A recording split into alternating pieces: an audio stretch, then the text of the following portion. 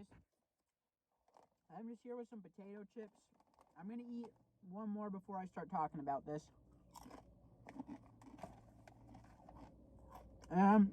What I'm here to talk about today is my favorite filmmaker.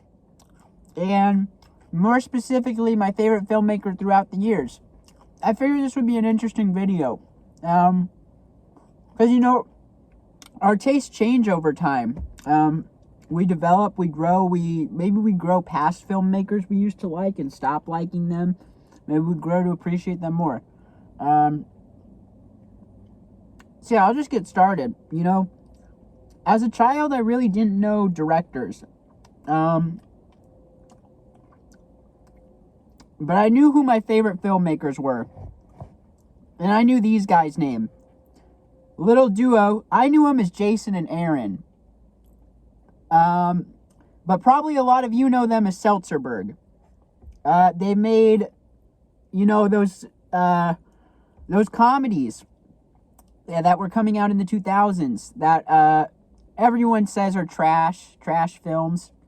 I love them. Still to this day, I love them. I watched Meet the Spartans last year, epic movie last year. I think they hold up great.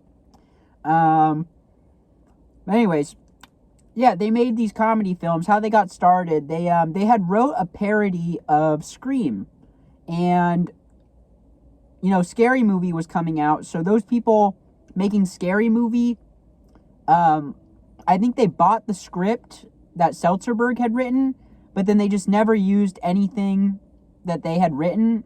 But they still gave them like credits as writers, because they didn't want their movie to be made and to compete with Scary Movie. Which makes me wonder, what was their movie? I would have liked to see their version of a Scream parody. Yeah, they later would go on to direct a Date Movie, which if you haven't seen any of these films, they're parodies. They parody famous movies and they combine them all together, and they're very silly. They're just fun movies, They're not trying to be smart. They're not trying to be, anything other than what they are. But yeah, Date Movie, I think it's a parody of Meet the Parents, and I don't know what else, because I haven't seen a lot of the movies that one was parodying. Those, I was 5 or 6 when it came out, and I saw it when I was 5 or 6. I was really young when I saw these movies. Probably my parents should not have let me watch them, but my dad worked on the films, so that's why I got to see them when I did. And I actually got to go on set for Epic Movie and Meet the Spartans. The minor spoilers for Epic Movie and Meet the Spartans. I'm just going to say locations that were in the films. I'm not going to tell you what happens and stuff. But they're in Epic Movie, there's a scene at Willy Wonka's chocolate factory. I got to go to that set. It was such an incredible day. That is my earliest memory of wanting to be a filmmaker, was being on that set. And it was specifically the, in the movie where the chocolate river is, that set. So, imagine being a 5-year-old, seeing all that. I wanted to eat the chocolate river. They told me I couldn't. I thought it was real chocolate. Probably it would have tasted disgusting. I think it's just water with food coloring. But, probably some other shit to give it, the consistency of chocolate. And then with Meet the Spartans, I got to go on the set of The Pit of Death, which I was confused because it wasn't a pit. There was a green screen. And if you watch the movie, it's pretty obvious. They're just people laying down on the green screen, and then they use a mask and shrink it to make it look like they're falling. But I didn't understand that as a kid. I was like, how are they going to make this look like someone's falling into the pit of death if there's no pit? And of course I see the movie later, and okay, I didn't realize it was 3D animated, the actual pit. I didn't understand any of that. I was too young. But I also got to go on the set of the I think they're called the hell pits, hell gates. I don't remember. It's the part where they're like, it's all these mountains. They fight the Persians there in a dance battle. They have sorry for the spoilers. They have a dance battle with the Persians, and a lot more happens there. There's like a ton of the movie happens there. I'm not really spoiling much. And I also that day I got to meet Carmen Electra, which was really cool. I just kept thinking about how massive her tits were. And because I had never seen a woman with breasts that big. And I didn't really know how it was possible. Sorry if that's weird to say. I'm just trying to be truthful with what I was thinking at the time. And yeah, I'm so thankful to have those memories and to have been able to be on set there. You know, my dad, he didn't take me on set often, but with those two movies he did, and it was incredible. You know, as I got older, the times he brought me on set were not fun. It was like, he just brought me because he had to, and I hated those days. I think it was like a television show he was working on. I can't remember. Maybe Angie Tribeca. I don't remember, but some show he was working on, and it was so boring. The coolest part was Dr. Phil was filmed next door, so we got to go up on the where they hang the lights and stuff. It's really high up. I was feeling really nervous because I'm scared of heights. We got to walk around there and see the Dr. Phil set. It wasn't being taped or anything. The doctor wasn't in. I didn't get to meet him. And I was told by my dad that everyone there says Dr. Phil is an asshole, so maybe I wouldn't have wanted to meet him. Although I don't always trust my dad's opinions on people. Like, I don't know. Actually, I don't really want to go into who he says isn't an asshole, because I can't confirm it. They weren't an asshole to me. But yeah, he's worked on Marvel movies, and he's told me one of the Marvel people is a brat, needs their Starbucks, or they won't film a scene and stuff. Sounds like a total bitch baby. And I could totally see it with the person he was saying. But I'm not going to say who, because I don't want to... This video isn't about attacking anyone. And yeah, so Jason and Aaron, they were my favorite filmmakers for a while, and I still really like what they do. I'm super excited for their new Star Wars parody. I think The Force Equals MC Squared, something like that it's titled. I'm so excited. I can't wait for it. I'll be honest, I think Jason and Aaron fell off after Vampire Sucks. I wasn't the biggest fan of the Hungry Games. And granted, I was growing older. I was 14 at the time when Hungry Games came out. And I loved Vampire Sucks. I thought it was funny, but I didn't think it was better than Disaster Movie. And I think from Date Movie to Disaster Movie, those are good films. I like all of those. And I know you might think I'm crazy for throwing Disaster Movie in there, because I think even the people who like Meet the Spartans and stuff don't like that one, but I like it. I think it's funny. And yeah, I don't know, it has Kim Kardashian in it too, which as a kid I never realized it was Kim Kardashian, because I was like 8 or 9 when it came out. Yeah, that movie's funny. It disturbed me as a kid. Like, I probably should not have seen it. It has probably contributed to the reason why I'm like a gorehound in like horror movies and stuff.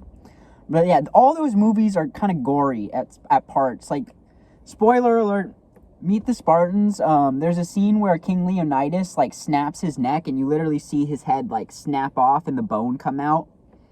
It's really disturbing. Like, even still watching it now, it's kind of like, ugh.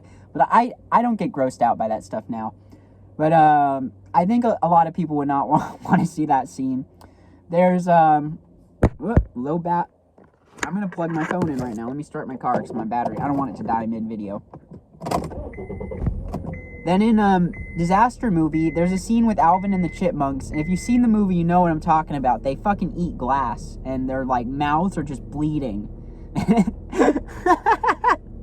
It's so funny thinking about it now. It's a really funny scene. But yeah, they're just chowing down on glass and their mouths are fucking bleeding. And it's just funny. I know probably it might sound weird to find it funny, but if you've seen the movie, you know, they're like rabid. It's like, what if the Alvin and the Chipmunks had rabies and stuff? God, those movies crack me up. Like, even just thinking about them makes me laugh. I want to mention my favorite scenes from all the movies. I'll mention my favorite scenes. Now, with Date Movie, I'm probably going to spoil some of these movies I'm talking about here a little bit. I'm not going to tell you everything, but I mean, with these comedy movies, there's not much to spoil. I mean, it's like they're just recreating the movie, but more silly. So, Date Movie, my favorite scene. I like the opening a lot. It's great. There's a lot of funny visual gags throughout it. Tony Cox, he's in the film, and he's funny as fuck. He's also in Epic Movie, which maybe he's even funnier in that one. He plays the white bitch's assistant, which it's like a Narnia parody. Yeah, my favorite scene in Date Movie has to be the scene with the cat taking a shit. It makes me laugh every time, and it was my favorite growing up. It's so funny. I like poop jokes, so that scene gets me. And then with Epic Movie, my favorite scene, I think, oh gosh, I'm trying to think. Well, I really like in the opening when the naked woman runs out of the closet. I find that so funny. That was the first nudity I ever saw in my life. I was like 5 or so. I mean, I had seen my parents naked and I had seen myself naked, but I hadn't seen anything on a film like that. So it was very surprising. And it's just funny. Because it's like it's Narnia, you know, but then all the shit's falling out of the closet when they open the door. And then finally, the last thing to come out of the closet is just a naked woman. And it's like, what? What the fuck is happening? So that's probably my favorite scene in Epic Movie. I also really like the Lazy Pirate Days scene. It's like a song. Oh, no, actually, this is my favorite scene, the Harry Potter scene. If you know, you know. That Harry Potter scene is like laugh out loud hilarious. I could see how people would call it ableist, maybe. There's a little bit of ableism in all their films. But I really like that scene. You know, like there's like Hermione's like pregnant and smoking a cigarette, and I think Gandalf like gets sliced in half. Someone gets sliced in half during it. And the way Harry talks, like, oh hello, I'm Harry Potter. He has like the most stupid voice. It's so funny. I love the way he talks. He could not even be saying anything funny, but just his tone of voice is so funny. It makes you laugh. Then Meet the Spartans. It's got to be the scene with the baby Shrek. There's a scene where they're talking about how the Spartans kill babies if they're not worthy. And one of them is a baby Shrek. And the guy opens it up and he goes, "Are you my daddy?" And then he like barfs all over the guy's face. It's so funny. That's another thing. I find barfing funny. Like vomit scenes, I find that really funny. I know people probably think it's gross, but like one of my favorite movies is Garbage Pail Kids, which is like all they're doing is fucking snotting and farting and vomiting on each other and just being gross. I mean, it's Garbage Pail Kids. What do you expect? And then Disaster Movie. I think my favorite scene is there's a dance battle, and for the dance battle they have there's a parody of Enchanted. So they have the Enchanted lady dancing, but then whenever she's dancing, it's like very obviously like this super buff dude who's like her stunt double and looks nothing like her, but he's there in the costume and a wig like dancing and stuff. It's pretty funny.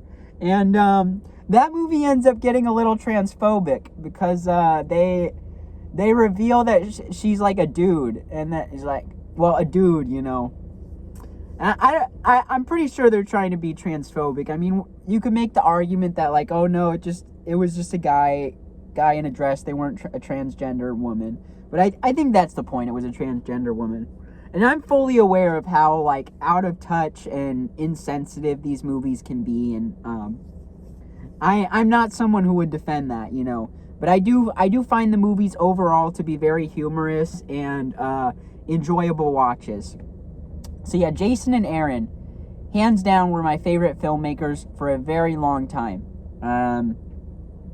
And still to this day, I love them. But by the time I was 12, I had met this friend, Skylar, who I think I've talked about Skylar in past videos. He was a really good friend of mine all throughout elementary school. And he opened me up to a whole new world of film. He showed me Tarantino movies, and I was blown away. I had never seen anything like it. He showed me Reservoir Dogs, and it changed my mind on what a movie could be. Because Reservoir Dogs is a very unconventional narrative. It's not told, A to B. It's, I'm going to give a little spoiler on the story structure. I'm not going to tell you what happens, but it's basically, you see the opening of the movie, you see the end of the movie, and then they explain what happens in the middle. And I say end of the movie, it's more the end of the story, and how they cut it up. And Tarantino's someone who, in other movies, he does mess around with the pace and stuff. Sorry, a lot of this video is going to have spoilers. I'm just going to say that. So if these are films you haven't seen, I'm going to say the titles and stuff, but just skip ahead and stuff if you don't want to hear about it. He also, with Pulp Fiction, that does not take place in order. That probably everyone knows that. I mean, not everyone, but a lot of people know that. That's not a movie that is edited in order. And then even future films and stuff, he's still messing around with that. I'm going to talk about Jackie Brown. I'll give you a sec to skip forward. But Jackie Brown, the ending, they show it from 3 different points of view. They replay it and then show different points of view. That's incredible. And I've seen all of Tarantino's films except Death Proof. I still need to see it. I went and I saw Grindhouse at the Beverly. I was so excited to finally see Death Proof. I've never seen it. And then I was too tired to sit through it. But I loved Planet Terror. It really blew me away. I did not expect to like it as much as I did. So yeah, Tarantino was my favorite for a good while. But eventually, I think I was 14. And I had been watching YMS. And he was talking about his favorite films and filmmakers and stuff. And he had a series he did on Synecdoche, New York. And I think I watched all of his series he had out at the time, or maybe just one part of it. And then I decided I need to see this movie. So I watched Synecdoche, and it easily became my favorite film. I love Synecdoche, New York. Charlie Kaufman became my favorite director. And to this day, I think he's my favorite screenwriter. He's no longer my favorite director. That honor goes to Joel Haver. I love Joel's movies. And I don't myself now will say no one could ever top Joel. I'm not someone who never says never, but what's it called? I think I just never says never. No, I am someone who will never say never. Because I think you change as a person a lot as you grow up and throughout the years and stuff. But yeah, Joel, I don't know if anyone could top Joel just because of how much his films have impacted me. And how much I have respect for his filmmaking process and the emotions his film brings out of me. I mean, I've been brought to tears by his films. Multiple of them. Yeah. Anyways, I'm going to talk about Joel later in the video. Charlie Kaufman. I saw Synecdoche, loved it, and I knew I had to see his other movies. But it wasn't until a few years later that I got around to watching Being John Malkovich. That movie's incredible. Then I think this was in like 2018, maybe 2017 was when I started seeing more of Kaufman's films. And it just solidified my opinion that he's fucking goated and is awesome.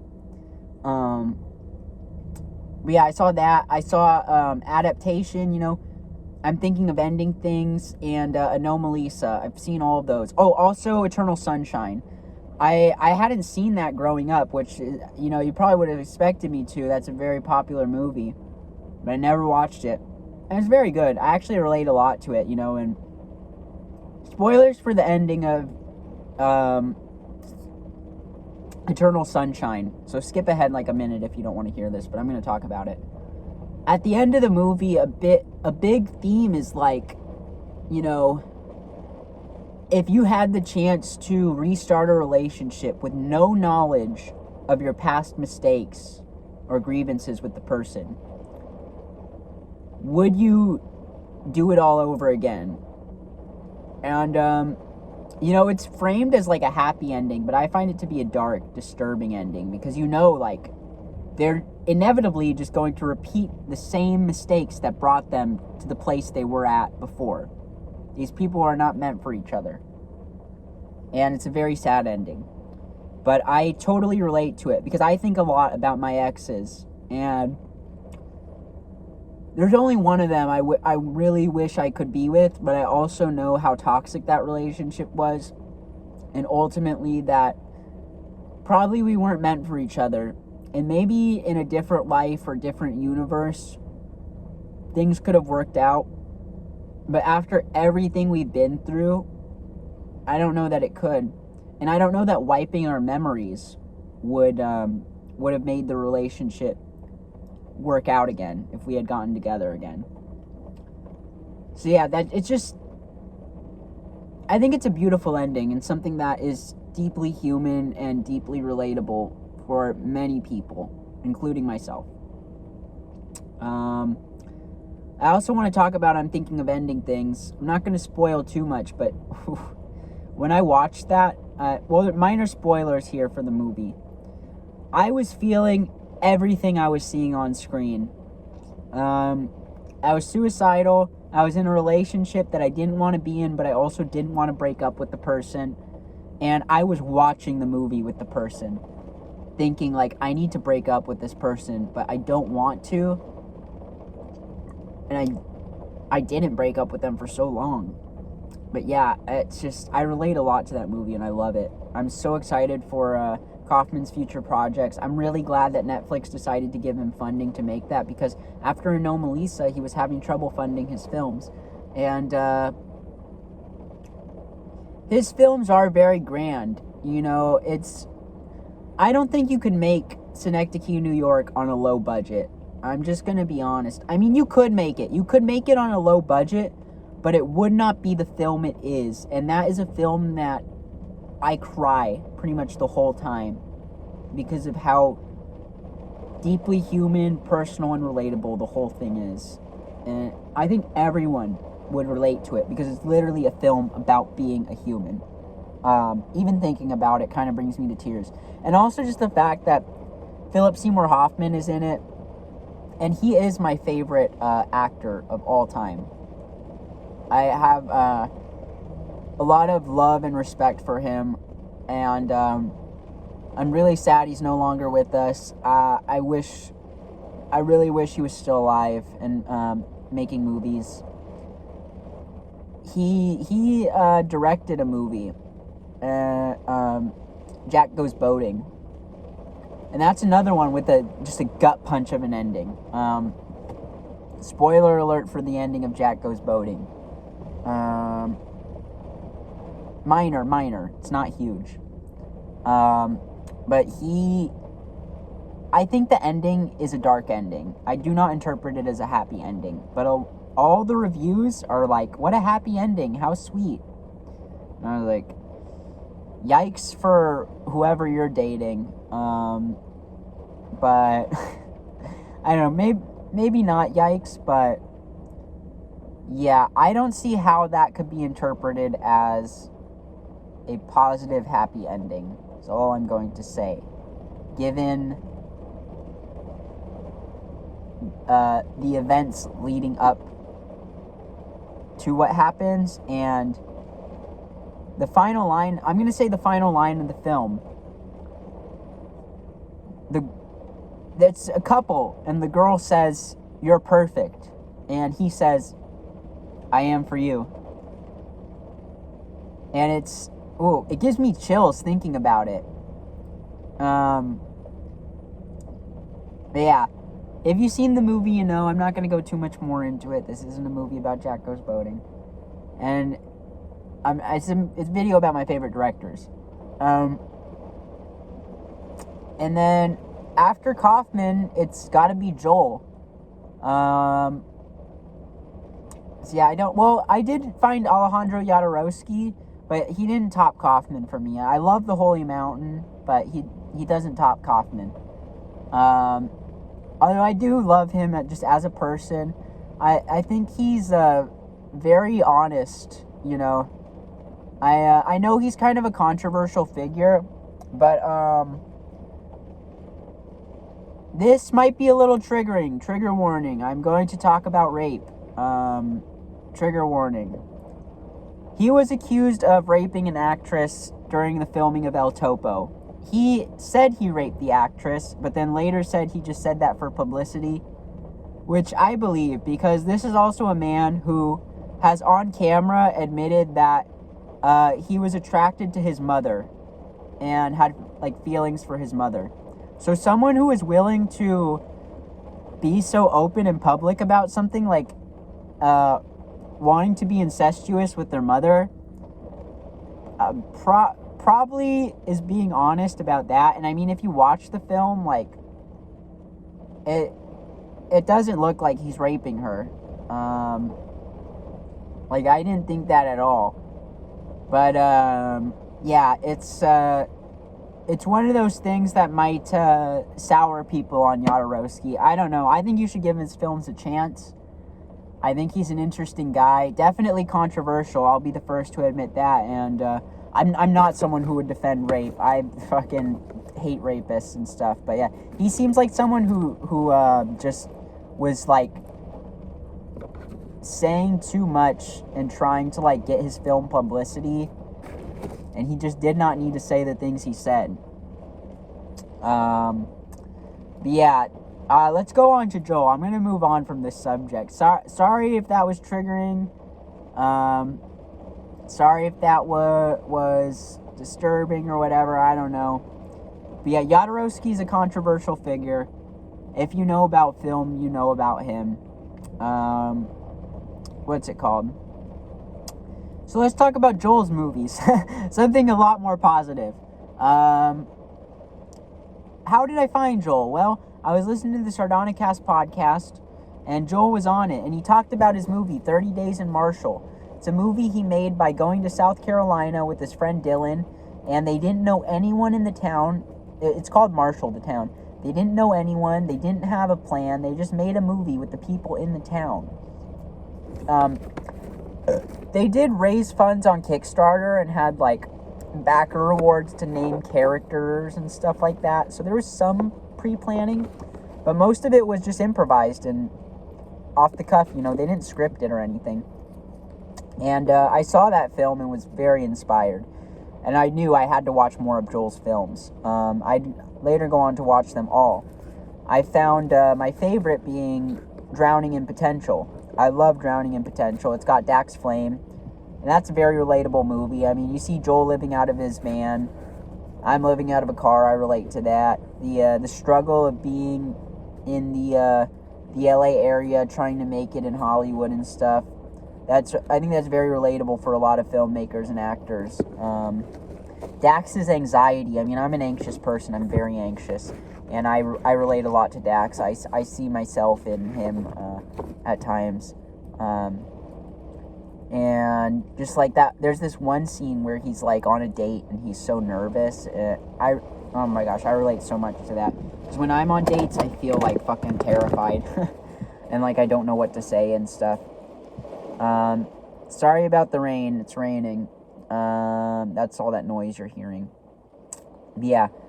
Joel is someone who I don't want to say a lot about his films because I just want you to watch them. And if I had to recommend any of them, at this point, I used to say Drowning in Potential or Island. Sadly, I can't really recommend Island anymore. It's not available to view publicly, and it would feel wrong of me to tell people to try to seek out that film when, Joel has privated it and taken it down.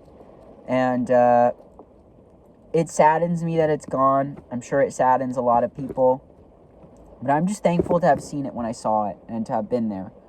And I really hope that someday it can come back into the public. But I understand if it never does, because it was affecting Joel's personal life and the people around him. So what I would recommend is Pretend That You Love Me. It's a hard film to watch. It's a little slow-paced. That's not a bad thing. I think that's good. But it's hard to watch. It's a very emotional film.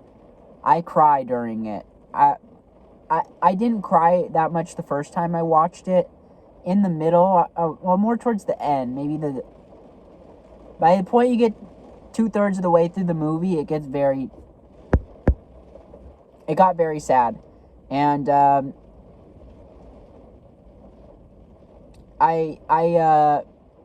didn't expect what happens in the film to happen, because I still didn't know that much about Joel. I had been going through his channel and stuff, and I had seen some shorts, and I had seen his animations even long before I knew he was a filmmaker. So I knew about him. I just didn't know him as Joel Haver. I just knew the animations. But if you had told me Joel Haver, I would have been like, who's that? If you showed me the animation, I would, oh yeah, I know this guy. Now I know Joel, of course. But yeah, this recent time I watched it, I cried a lot more. I mean, there's this one line in the film, which this doesn't spoil much. Probably from the title, Pretend That You Love Me, you can guess there's some romance stuff going on in it, which, you know me, I don't like romance movies. This is one I like. But there's a woman, and she says, like, it had been 3 years since she had tried dating anyone, and she wasn't sure if she was ready to love again. And I just burst into tears, because I thought a lot about myself in that moment, because it's been 3 years since all the shit that happened to me in 2020.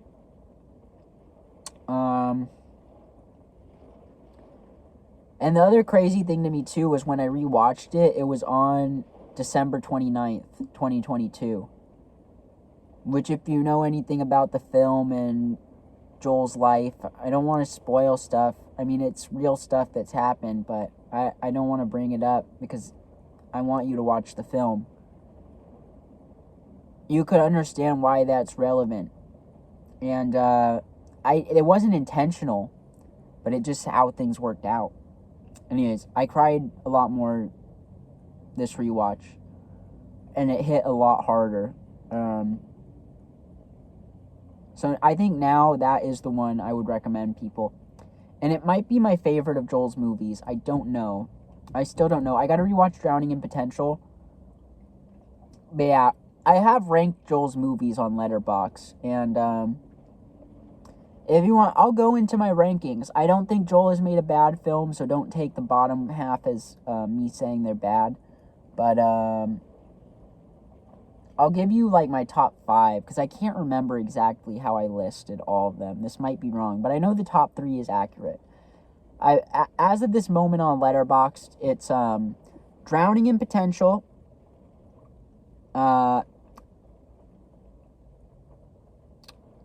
what's it called? I think Taking a Little Time to Feel Sorry for Myself. That's the scripted one, I'm pretty sure. I always get worried I'm mixing it up with the one with the he made it in that house with his friend. I can't remember the name. The poster is a pool. Anyways, 3rd, Pretend That You Love Me. 4th, the wolf, the bad guy, and the surprise party. And then I think 5th was Island. I think 6th was We Are Sasquatch, then 30 Days in Marshall, that's 7. And now I can't remember. I'm struggling to remember. There was this first Oscar movie, I can't remember the name of it. I should have prepared more for this. I don't have my iPad to pull it up. but I would just pull up the list and read it. You can go on my Letterboxd. I'm Chloe Gwen on Letterboxd if you really want to see how I rank them. Yeah, all his movies are good. You really could pick any one of them and find something enjoyable to watch. But I do recommend Pretend That You Love Me if you're going to start with any. Or Drowning in Potential, that's a good place to start. I think even taking a little time to feel sorry for myself is a good place to start.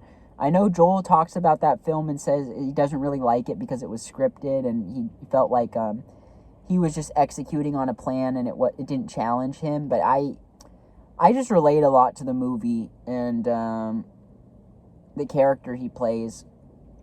I had pretty bad anger issues growing up. And some of the stuff in that film was really relatable for me. And especially the final scene. There's minor spoilers. I'm just going to say the location. It takes place at a party.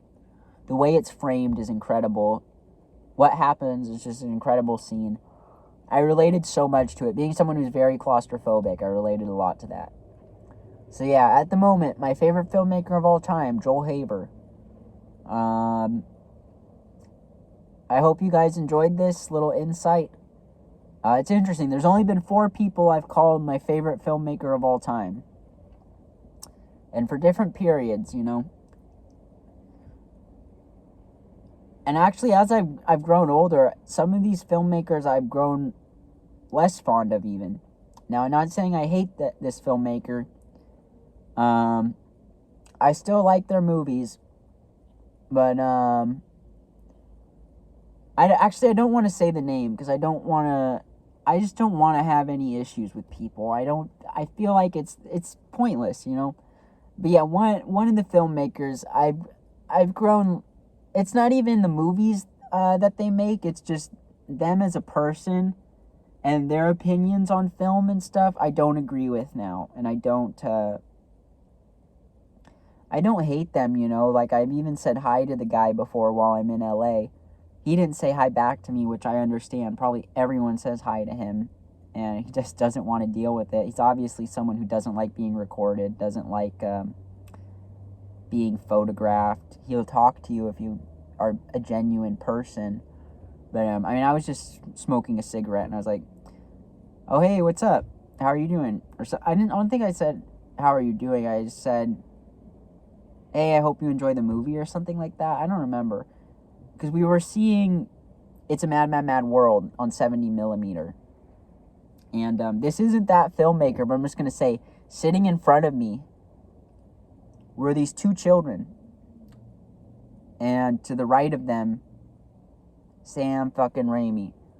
So that was pretty cool seeing him in person and like watching a movie right next to him. I was like, this is pretty crazy. I mean, I'm not the biggest Sam Raimi fan. I haven't seen The Evil Dead yet, so maybe that'll make me a bigger fan. I've only seen the Spider-Man movies. I like them, don't get me wrong.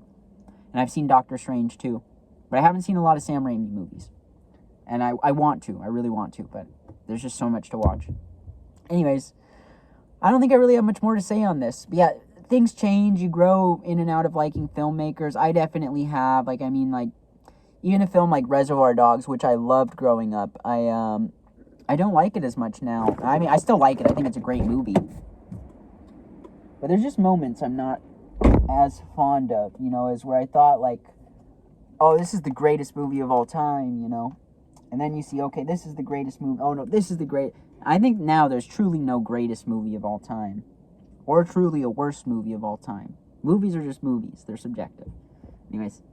Have a good day, everyone. Thanks for watching if you got this far. This is another long film ramble. I'm probably going to do quite a few of these throughout this month. I want to take January to shout out people I watched during 2022 and enjoyed and just talk about filmmaking and stuff. Joel Haver does this every year, and I think it's awesome what he does, and I want to do the same and use my platform to shout out some of the people that I love and maybe introduce you to some people you love. Because I definitely, growing up, I watched a lot of videos like that, and that's how I found a lot of things I loved. I mean, there's one filmmaker who I somewhat regret not mentioning in my last video because they are not in Hollywood, and They're someone who says fuck you to Hollywood very directly and loudly, saying fuck you to Hollywood. And I just love this person. But I think I'm going to make a whole video dedicated to them because I feel like they just deserve it. And that is, for a time, was my favorite filmmaker, I think.